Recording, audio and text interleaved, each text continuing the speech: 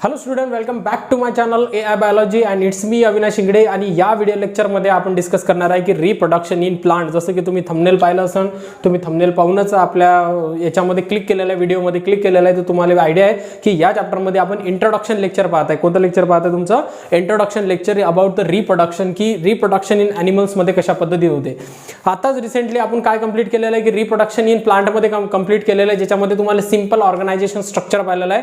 पण याच्यामध्ये थोडंसं कॉम्प्लेक्स ऑर्गनायझेशन स्ट्रक्चर राहणार आहे. याच्यामध्ये human reproduction, human male reproduction, human female reproduction असे व्हेरियस कॉन्सेप्ट आपण या चॅप्टरमध्ये पाहणार आहे. तर चॅप्टरचं नाव काय? Reproduction in lower and higher animals. तर आपल्याला सगळ्यात महत्त्वाचा प्रश्न काय आपला?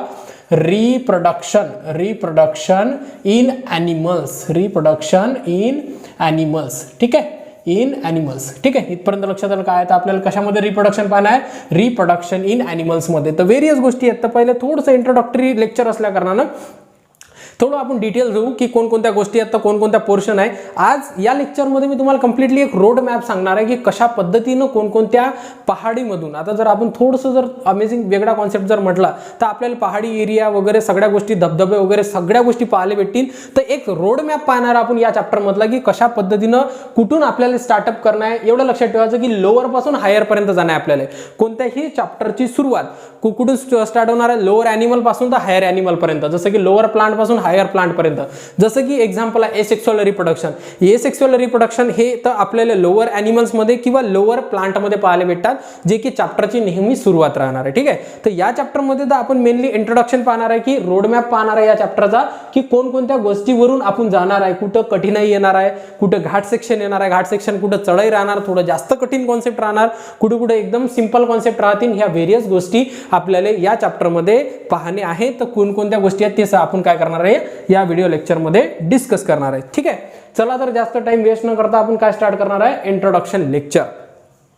तर चला पाहू आपण. सगळ्यात पहिले इंट्रोडक्शन मध्ये मी पहिले डेफिनेशन दिलेली आहे, रिप्रोडक्शनची डेफिनेशन, आणि त्यानंतर आपण डिस्कस करणार आहे की कोणकोणते पॉईंट आहेत. ठीक आहे, तर एकदम सिम्पलेस्ट वे मध्ये पाहू आपण रिप्रोडक्शन कशाला म्हणतात. तर काय म्हटलेलं आहे की reproduction is the define as, तर हे तर ठीक आहे, डिफाईन ॲज, पुन्हा ॲज लिहिलेलं आहे मी. ठीक आहे, define as the it is a biological process. कोणती प्रोसेस आहे? बायोलॉजिकल प्रोसेस आहे. कोणती प्रोसेस आहे? बायोलॉजिकल. बायोलॉजिकल म्हणजे नेमकं काय? बायो म्हणजे काय होते? लिव्हिंग्स होते, जे जिवंत राहतात ते लिव्हिंग्स राहतात. हे तुम्हाला माहित असलं पाहिजे. आता जर तुम्हाला बायोलॉजीचा मिनिंग माहित नसेल तर तुम्ही अभ्यास करायला सुरुवात करा, किंवा व्यवस्थित म्हणजे अभ्यास करणं तुमच्यासाठी लय जरूरत आहे. अलग लक्षात, बायोचा मिनिंग तुम्हाला माहित असणं गरजेचं आहे. ठीक आहे, तर कोणती प्रोसेस आहे? बायोलॉजिकल प्रोसेस आहे. बायोलॉजिकल प्रोसेस म्हणजे काय? जे की फक्त लिव्हिंग ऑर्गॅनिझम मध्ये होत असते, नॉन लिव्हिंग मध्ये रिप्रोडक्शन होत नाही. It is a defining character. ज्यावेळेस एखाद्या रिप्रोडक्शन नाही, जसं की तुम्ही म्हणू शकता की एखाद्या लिव्हिंग ऑर्गॅनिझमला जर तुम्हाला एखाद्या कॅरेक्टरिस्टिक्स मध्ये जर डिफाईन करायचं असेल की कोणकोणते कॅरेक्टर लागू होतात, तर ते एक्झाम्पल हे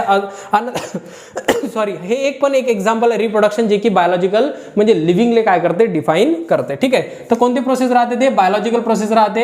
in which the organism give rise to the young one. याच्यामध्ये यंग वन म्हणजे येणारी जनरेशन, ज्याला आपण काय म्हणतो? ऑफस्प्रिंग म्हणतात. ते काय केलं जाते? डेव्हलपमेंट केल्या जाते. येणारी जनरेशन डेव्हलपमेंट केलं जाते, ज्याला आपण ऑफस्प्रिंग म्हणतो. तर काय? Similar to the itself, म्हणजे स्वतःसारखी. कशासारखी? स्वतःसारखी.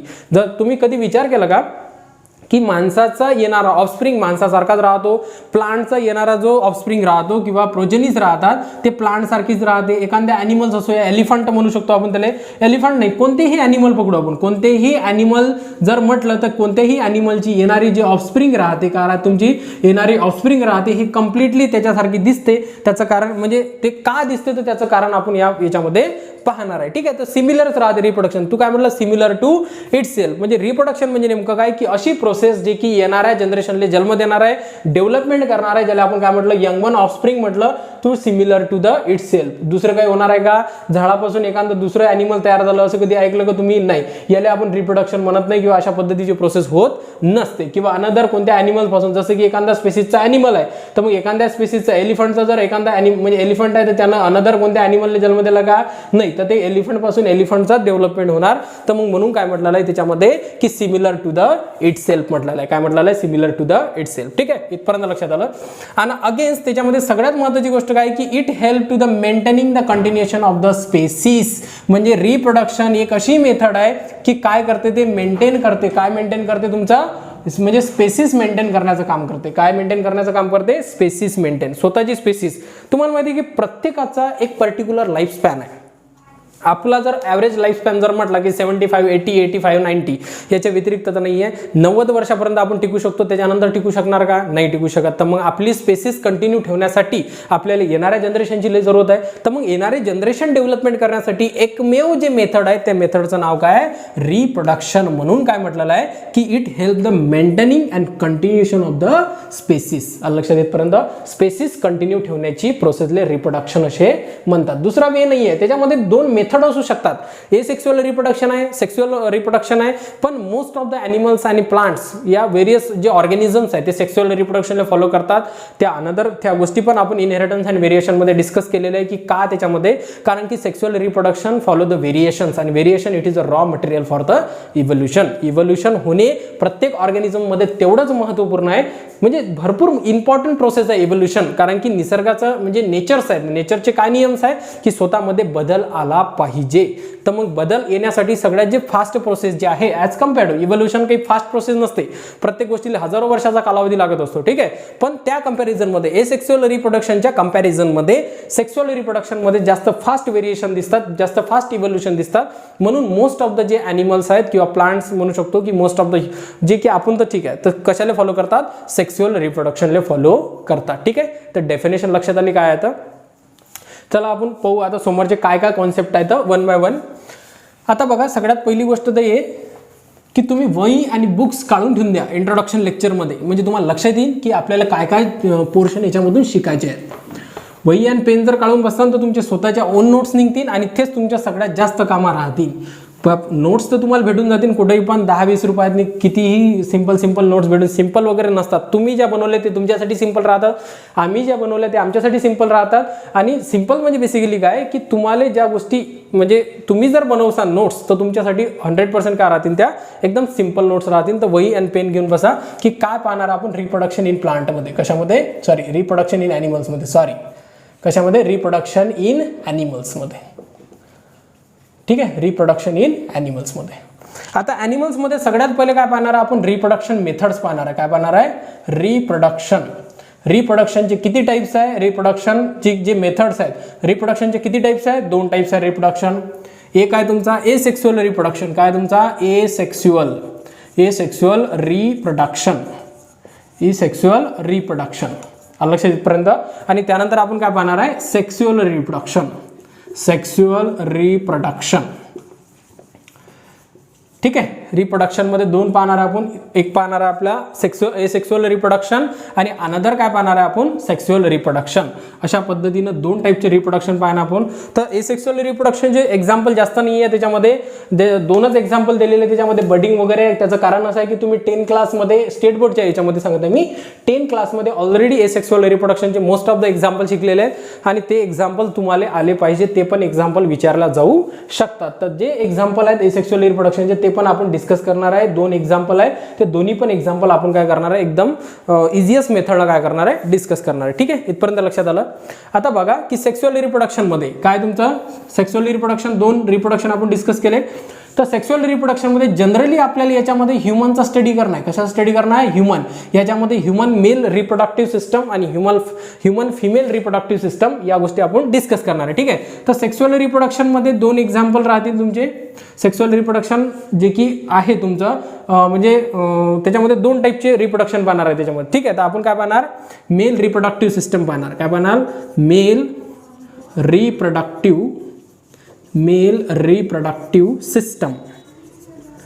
Reproductive system. लक्षात पर्यंत. अगेन्स्ट आपण काय पाहणार आहे? Female reproductive. इथपर्यंत दिसते नाही दिसत मला माहित नाही, पण पाहून घ्या की काय ते फिमेल रिप्रोडक्टिव्ह सिस्टम आहे. Female reproductive system. ठीक आहे. इथपर्यंत लक्षात आलं.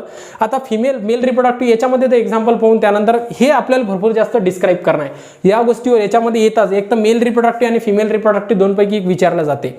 तर फिमेल रिप्रोडक्टिव्ह, मेल रिप्रोडक्टिव्ह. तर मेल रिप्रोडक्टिव्हमध्ये काय काय गोष्टी आपण पाहणार आहे?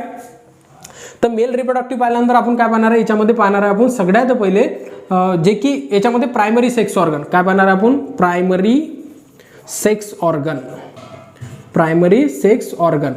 आणि त्यानंतर पुन्हा सेकंड जो पॉईंट राहील तो राहील तुमचा secondary sex organ. Secondary sex organ इथपर्यंत दिसते, सेकंडरी सेक्स ऑर्गन. ठीक आहे, इथपर्यंत लक्षात आलं. सेम टू सेम आपण फिमेलमध्ये पण पाहणार आहे. याच्यामध्ये व्यवस्थित ग्राफ म्हणजे हे जे चार्ट आहे ते कळून टाका तुमच्या बुक्समध्ये, जेणेकरून काय तुमच्या नोट्स बनवून. याच्यामध्ये पण आपण काय पाहणार आहे, primary sex organ. Primary sex organ अशा पद्धतीनं आपण समोर चॅप्टर करणार आहे. ठीक आहे. नंबर 2 काय राहील तुमचा, secondary sex organ. Secondary sex organ. ठीक आहे, इथपर्यंत लक्षात आलं काय आहे. आपण मेथड पहिले रिप्रोडक्शन पाहणार. रिप्रोडक्शनचे 2 method, asexual reproduction, sexual reproduction. Sexual रिप्रोडक्शनमध्ये आपण मेल रिप्रोडक्टिव्ह पाहणार. मेल रिप्रोडक्टिव्हमध्ये फिमेल रिप्रोडक्टिव्ह इन ह्युमन्समध्ये.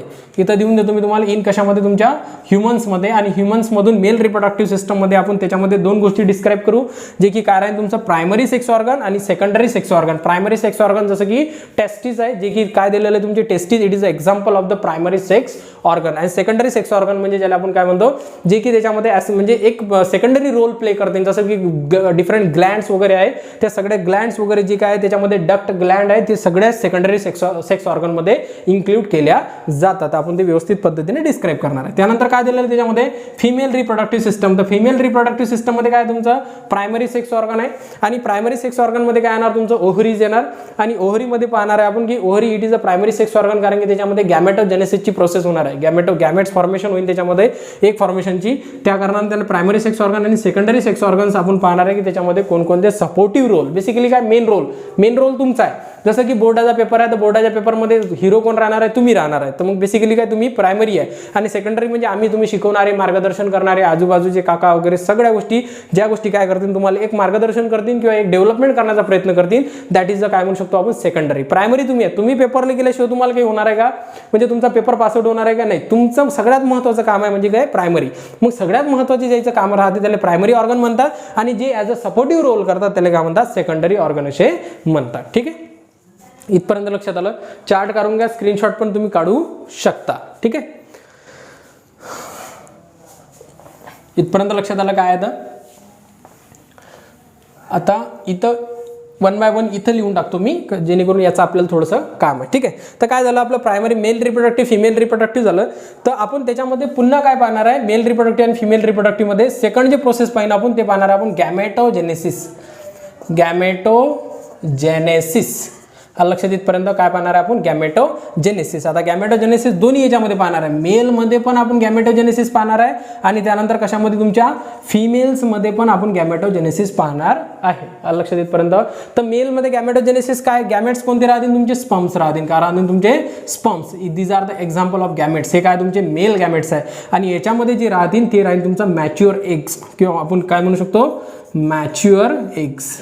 ठीक आहे, मॅच्युअर जो एग्स राहील याच्यामध्ये आपण बघू की फॉलिकल कशा पद्धतीने डेव्हलपमेंट होतात, प्रायमरी फॉलिकल कसे डेव्हलपमेंट होतात, सेकंडरी फॉलिकल कसे डेव्हलपमेंट होतात, या सगळ्या गोष्टी आपण काय करणार आहे गॅमेटोजेनेसिसमध्ये. आणि हे जे गॅमेटोजेनेसिस आहे याच्यामध्ये मेल गॅमेट कशा पद्धतीने, त्याच्यामध्ये स्पर्मॅटोजेनेसिस, या प्रोसेसला स्पर्मॅटोजेनेसिस पण म्हणतात. गॅमेटोजेनेसिस इन मेल अँड फिमेल्समध्ये. जर मेलमध्ये जर म्हटलं तर काय तुमचं स्पर्मॅटोजेनेसिस. स्पर्मॅटोजेनेसिस लक्षात इथपर्यंत. जेनेसिस म्हणजे निर्माण करणे, या शब्दाचा अर्थ पण पाहून घ्या. जेनेसिस म्हणजे निर्माण करणे, स्पर्मॅटो म्हणजे काय होते, बेसिकली स्पर्म्स होते. स्पर्म निर्माण करण्याच्या प्रोसेसला स्पर्मॅटोजेनेसिस असे म्हणतात. अलग याच्यानंतर याच्यामध्ये काय ओजेनेसिस म्हणतात त्याला. ओजेनेसिस ओ जसं की म्हणू शकतो की एग्सले ऑरमध्ये म्हणतात ओसाइट्स वगैरे, तर त्याला ओजेनेसिस म्हणतात. तर मग बेसिकली काय एक फॉर्मेशन करण्याच्या प्रोसेसले ओजेनेसिस पण असे म्हणतात, जे की फिमेल गॅमेटोजेनेसिस राहणार. ठीक आहे, इथपर्यंत लक्षात आलं काय प्रोसेस आहे. तर लास्टली मी एका खाली एक लिहून देईन तुम्हाला, त्यावेळेस लक्षात ठेवा. ठीक आहे, तर गॅमेटोजेनेसिस झालं. गॅमेटोजेनेसिस झाल्यानंतर जे की थर्ड प्रोसेस राहील तुमची, थर्ड नंबरची. ठीक आहे, तर थर्ड नंबरची प्रोसेस पाहून घ्या. थर्ड नंबरची राहील तुमची फर्टिलायझेशन्स. काय राहील तुमची फर्टिलायझेशन्स. ठीक आहे, तर फर्टिलायझेशन्स म्हणजे बेसिकली काय की union of male and female gametes. Fertilization कशामध्ये होईल तुमच्या, एक मेलमध्ये होईल आणि त्यानंतर कशामध्ये होईल तुमचे फिमेल्समध्ये होईल. ज्यावेळेस युनियन होईल, युनियन म्हणजे काय, union of male and female gametes. याच्यामधून जे गॅमेट्स येतील याच्यामधून काय मग तुमचा स्पर्म्स येतील आणि याच्यामधून काय तुमचे एग्स येतील. या दोघांचं ज्यावेळेस फ्यूज होईल, तर फ्यूज झाल्यानंतर या प्रोसेसला काय म्हणतात, फ्युजन पण म्हणतात. काय म्हणतात फ्युजन, आणि LSR मध्ये काय म्हणतात फर्टिलायझेशन म्हणतात. काय म्हणतात फर्टिलायझेशन्स. आणि हे फर्टिलायझेशन आपण प्रोसेस पाहणार आहे. त्याच्यानंतर स्पर्मॅटोजेनेसिस झालं, ओजेनेसिस झालं, गॅमेट्स बनल्यानंतर काय होईल तुमचं फर्टिलायझेशन. ठीक आहे, इथपर्यंत लक्षात आलं. आणि फर्टिलायझेशन झाल्यानंतर आता बघा की फर्टिलायझेशनचा मिनिंग पण तुम्हाला सांगून दिला काय आहे. याच्या अगोदरचं चॅप्टरतून जर तुम्ही शिकले असाल तर त्याच्यामध्ये ऑलरेडी तुमचा क्लिअर झालेला आहे की फर्टिलायझेशन कशाले म्हणतात. ठीक आहे, तर काय झालं तुमचं फर्टिलायझेशन पण झालं. आणि फर्टिलायझेशन झाल्यानंतर बघा आता फर्टिलायझेशन झालं म्हणजे बेसिकली काय केलं आपण गॅमेट्स. ठीक आहे, काय केलं आपण गॅमेट्स फॉर्म केले आणि त्याला काय केलं फ्यूज पण केले, ज्याला आपण फर्टिलायझेशन म्हटलं. आणि फर्टिलायझेशन नंतर जे प्रोसेस राहील तुमची 4th नंबर हे राहील तुमचं एम्ब्रियोजेनेसिसची. काय राहील तुमची एम्ब्रियोजेनेसिस.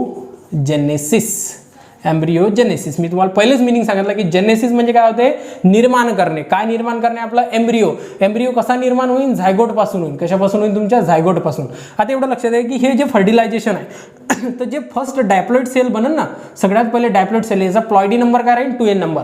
2n नंबर म्हणजे बेसिकली हे हॅप्लॉइड स्ट्रक्चर आहे. ते ज्यावेळेस तुम्हाला चॅप्टर येईल त्यावेळेस तुम्हाला लक्षात येईल की प्लॉइडी लेवल काय असते की 2n number, n number, 3n number. 3n number तर आपण प्लांटमध्ये बघितलं काय असते. तर हे जे 2n नंबर आहे तो सगळ्यात पहिले जी सेल राहते ते राहते तुमची झायगोट. आणि झायगोटचं ज्यावेळेस डेव्हलपमेंट होतं ते त्याच्यापासून एम्ब्रियो बनतात. आणि एम्ब्रियो बनण्याच्या प्रोसेसले एम्ब्रियोजेनेसिस असे म्हणतात. लक्षात येतपर्यंत जेनेसिस म्हणजे निर्माण करणे. जेनेसिस म्हणजे निर्माण करणे. काय निर्माण करणे एम्ब्रियो निर्माण करण्याच्या प्रोसेसले एम्ब्रियोजेनेसिस असे म्हणतात. आणि हे जे प्रोसेस आहे हे स्टील कितीपर्यंत चालेल तुमची 9 मंथ पर्यंत चालेल. 9 मंथ पर्यंत आपण ह्युमन मध्ये पाहताय. ह्युमन मध्ये फर्टिलायझेशन, ह्युमन मध्ये एम्ब्रियोजेनेसिस पाहताय. तर तुम्हाला सगळ्यांना माहिती आहे की 9 मंथ पर्यंत आपल्याला काय करणार हे एम्ब्रियोजेनेसिसची प्रोसेस पाहणे आहे. आणि एम्ब्रियोजेनेसिसची प्रोसेस झाल्यानंतर बघा हे पण करून टाकू आपण. ठीक आहे, एम्ब्रियोजेनेसिसची प्रोसेस झाल्यानंतर मग कोणती प्रोसेस येईल तुमची मग येईल तुमची पार्च्युरेशन. काय तुमची पार्च्युरेशन. ठीक आहे, पार्च्युरेशन्स. ठीक आहे, पार्च्युरेशन म्हणजे बेसिकली डिलिव्हरी होते. मग 9 मंथ नंतर काय होणार आहे की बर्थ होणार. आणि बर्थ झाल्यानंतर त्या प्रोसेसला आपण काय म्हणतो पार्च्युरेशन. तर पार्च्युरेशनचे पाहणार आहे की इन डिटेल प्रोसेस पाहू आपण पार्च्युरेशनमध्ये कोणकोणत्या गोष्टी होतात त्या सगळ्या गोष्टी आपण डिटेल करणार आहे. ठीक आहे, आणि पार्च्युरेशन झाल्यानंतर जे प्रोसेस राहील तुमची लास्ट वाली ते राहील तुमची या चॅप्टरचा जो एंड आहे तो राहते तुमचा रिप्रोडक्टिव्ह हेल्थ. काय राहील तुमचा रिप्रोडक्टिव्ह हेल्थ. ठीक आहे, काय राहील तुमचा reproductive health. Reproductive health one of the important portions आहे. याच्यामधून काही जसं IVF झाले म्हणजे डिफरंट जे मेथड्स आहेत त्या मेथड याच्यामधले विचारल्या जातात. आणि तुमच्या जनरल पर्पजसाठी पण मोस्ट इम्पॉर्टंट मेथड राहतात तुमच्या रिप्रोडक्टिव्ह हेल्थमध्ये. तर हा IMP पोर्शन आहे. अशा पद्धतीचे पॉईंटहून काय करणार आहे आपण जाणार आहे. ठीक आहे, तर 1 by 1 मी तुम्हाला आता 1 याच्यामध्ये लिहून देतो कशा पद्धतीने कोणकोणते पॉईंट आहेत रिप्रोडक्टिव्ह हेल्थ ते पाहना. एका मागे एक लिहून देतो कोणकोणत्या गोष्टी आपल्याला पाहणार आहे. आतापर्यंत पाहिल्या तुम्ही नोट्समध्ये लिहिल्याच असाल. पहिले तर काय पाहणार आपल्याला मेथड्स पाहणार. त्याच्यामध्ये काय पाहणार आपण मेल रिप्रोडक्टिव्ह. एका खाली एक होईल का. सगळ्यात पहिले काय पाहणार आपल्याला मेल रिप्रोडक्टिव्ह. काय पाहणार आपल्याला मेल रिप्रोडक्टिव्ह सिस्टम. ठीक आहे, त्यानंतर काय पाहणार आपल्याला फिमेल. काय पाहणार आपल्याला फिमेल रिप्रोडक्टिव्ह सिस्टम. ठीक आहे, मेल रिप्रोडक्टिव्ह. त्यानंतर याच्यामध्ये थर्ड काय पाहणार आपल्याला गॅमेटोजेनेसिस. काय पाहणार आपल्याला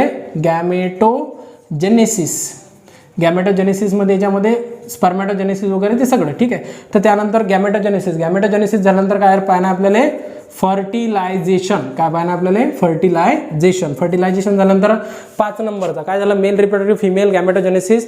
त्यानंतर काय झालं फर्टिलायझेशन झाल्यानंतर काय पाहिजे आपल्याला एम्ब्रियोजेनेसिस. एम्ब्रियो निर्माण करणं एम्ब्रियोजेनेसिस. आणि 6 नंबरचा जो टॉपिक राहील एम्ब्रियोजेनेसिस नंतर आपल्याला काय पाहणार एम्ब्रियोजेनेसिस नंतर पार्च्युरेशन. काय पाहणार पार्च्युरेशन्स ज्याला आपण डिलिव्हरी म्हणतो. आणि पार्च्युरेशन मधला सगळ्यात या चॅप्टरचा लास्टवाला पोर्शन राहील तुमचा रिप्रोडक्टिव्ह हेल्थ. काय राहील तुमचा रिप्रोडक्टिव्ह हेल्थ.